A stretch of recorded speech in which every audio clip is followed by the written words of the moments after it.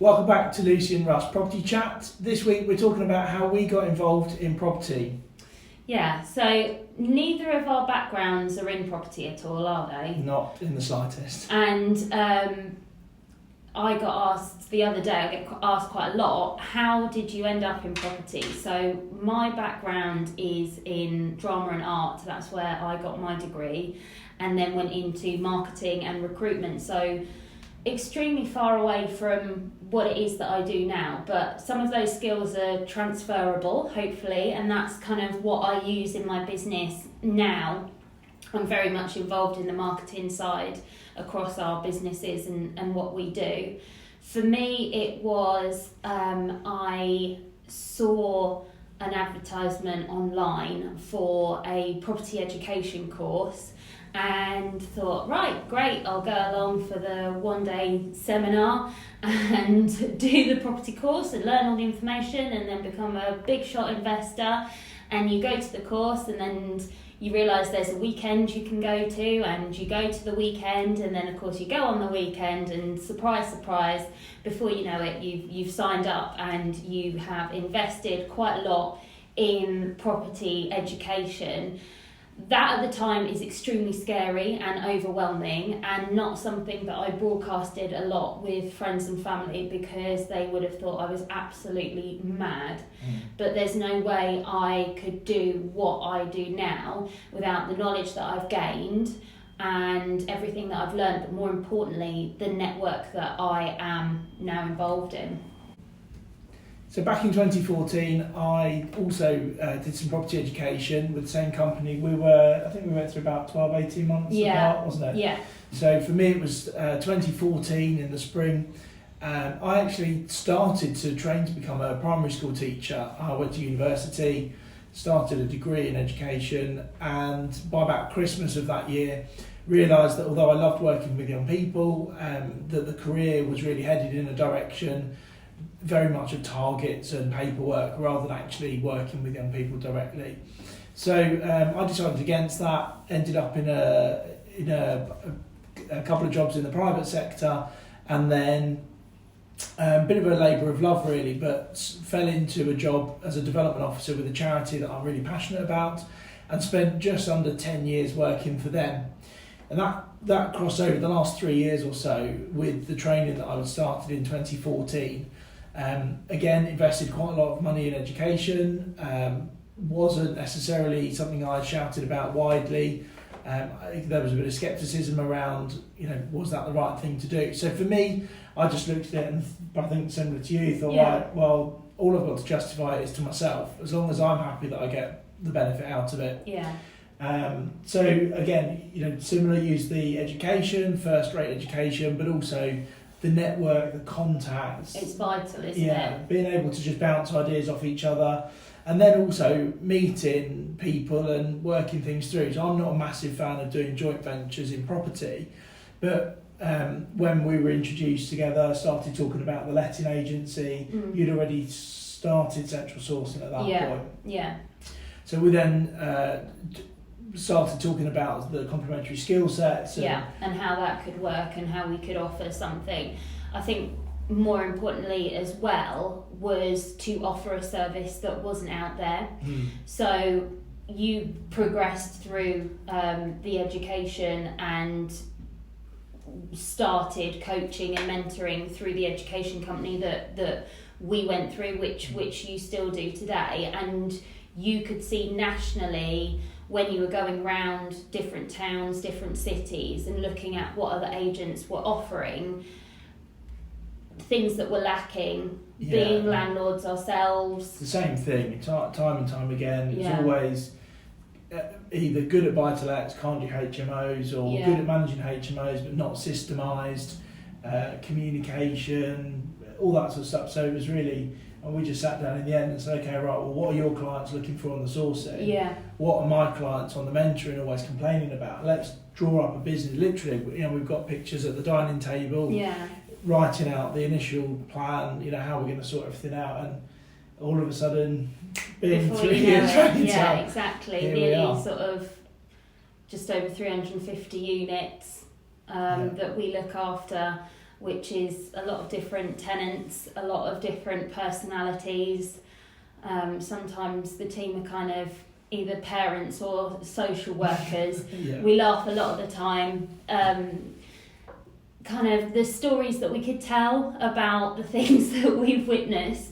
Owning a letting agency is, you just can't believe it, can you? No, it is. Yeah, it's all about people. Yeah. Property is easy to manage. It doesn't go anywhere. Generally, doesn't go wrong. It's the people, isn't it? And Yeah. I think nothing really. There's no training for. In a week you can be a social worker, a parent, a friend, a mediator, a debt collector, a maintenance man. You know, all sorts of things. So really complementary skill set. But it was the education, wasn't it, that we both did, got us into property, and then through that network, that's how we came together to start this. Yeah, exactly. I think sort of leveraging and learning off different people and what they've already done. There's that kind of famous saying that about how is it sort of go. You can go far. If you want to go fast, go alone. If you want to go far, go together. And as cheesy as that sounds, working with other people that have different skill sets to you is absolutely vital if you want to grow and if you want to be able to offer everything. And we're not professing to be the best lettings agents. I mean, we will hold our hands up, and we've made mistakes along the way. We've made mistakes with rent-to-rent properties, we've made mistakes with investment properties, we've made mistakes within the lettings agency. There's things that I have had to rectify within my sourcing business because I was responsible for looking after people's investments and refurbs and everything. But probably the main thing was just keeping going. But for all of those things, instead of going, oh right, okay, well, woe is me and that's the end of it, how do we learn from it? How do we make sure that it doesn't happen again? And because a lot of people will gloss over property and say, especially you can achieve your financial freedom and it's a passive income and it's so, easy, and just sign up to this course and follow what I'm doing.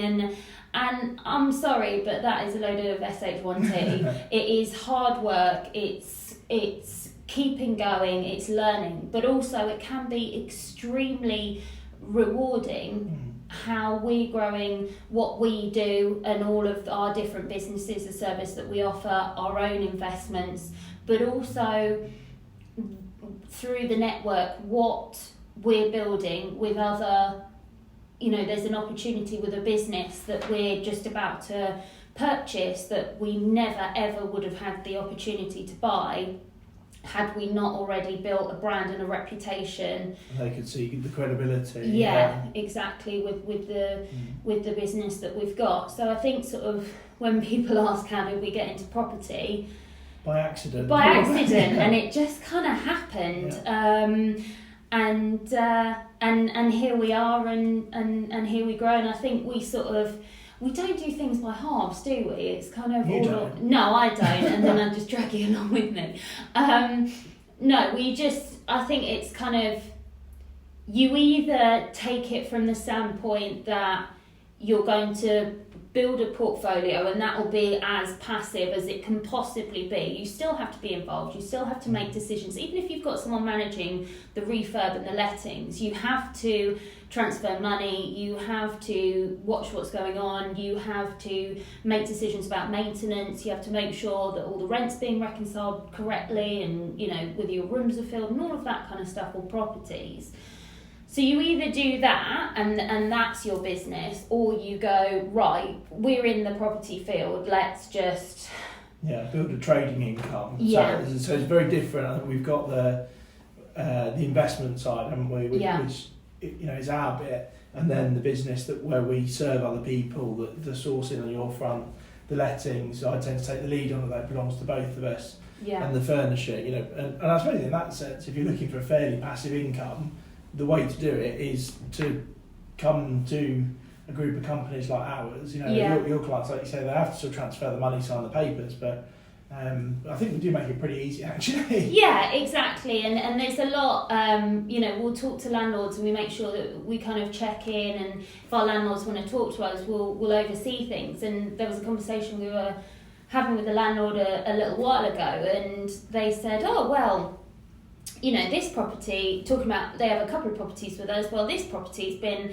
pretty quiet and pretty easy going. Yeah, for you. Yeah, for you it has been. Yeah. Because that's what you pay us to do. We're managing, somebody's taking we have a 24-hour system because HMOs are managed differently. So somebody's taking the 2 a.m, I've locked myself out, fire alarm, phone calls, somebody's sorting out, somebody's about to move out because they're so annoyed with how messy another tenant is, somebody's sorting the leak that's come through the ceiling, and the ceiling's about to fall through and the carpet's drenched. Or fishing out the Cheerios from the toilet. Or fishing out the Cheerios from the toilet, or having a conversation with one of the tenants to remember to close the toilet door when they go to the toilet, or mediating arguments when they've had too many drinks on a Friday night. Yes, it has been quite quiet because we don't update you about that. We don't tell you about that. We just do it because by the time we've updated you, that energy and time we've spent sorting it out. Yeah. But that's what our landlords kind of pay us to do. That's the value. I think the challenge there is people think that all we do is collect 5 rents, pass it on, and get paid 250 quid for it. Well, first of all, the tax man, that's 20% of that VAT. Yeah, exactly. But we're there really to give that service. And I think to bring it full circle, I guess that's kind of why how we got to here was by seeing the need for that. Yeah. And both of us are the sort of people who, if you see something that needs doing, you roll your sleeves up and you work it out. Yeah. I think we probably didn't realise just quite how much work it was going to be to build the business. We're lucky now because we have a great team that we work with, and we're very much a team. There's no hierarchy, there's no difference between everybody. Everybody gets stuck in and works together. But right from the start, we've done every single role within the business. Yeah. So we knew firsthand if we ever wanted to expand and we wanted to get people into those roles, we needed to do it ourselves so that we could work out the best systems and processes to then get somebody else to do it, but also so that if anybody says, oh, I'm not sure about that, or that can't be done, well, it can, because I've done it. We've done it. Yeah, we've done it. We've done viewings, cleaning even. Yeah. In the early days, that was one of the first things we outsourced, but, cleaning, viewings, messages. Dressing rooms, taking pictures, marketing, reconciling. I mean, I remember at the very start, you used to go round on Statements Day and check all of our properties and take photos and do a full report, and that used to take a Friday. Now, if you were going to do that on all of our properties now, that would take a long time. Yeah. But the value in doing that and then getting the team to do that, over the month and everything is valuable. Time to pick Max up. Time to pick up Son up. So there we go. It's the real world here. Yeah, exactly.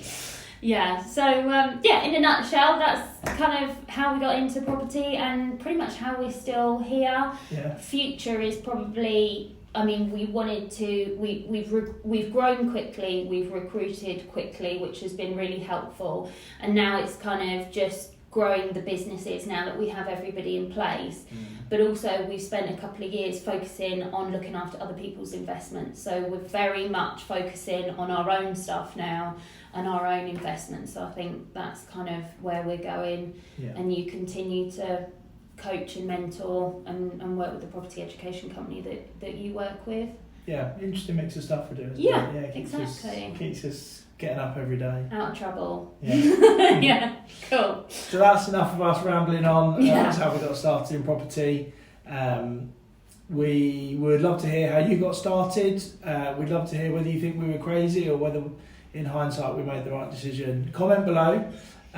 Also subscribe and like the channel so you can hear a bit more from us as we go through the next few weeks and months. we'll be sharing loads more content with you.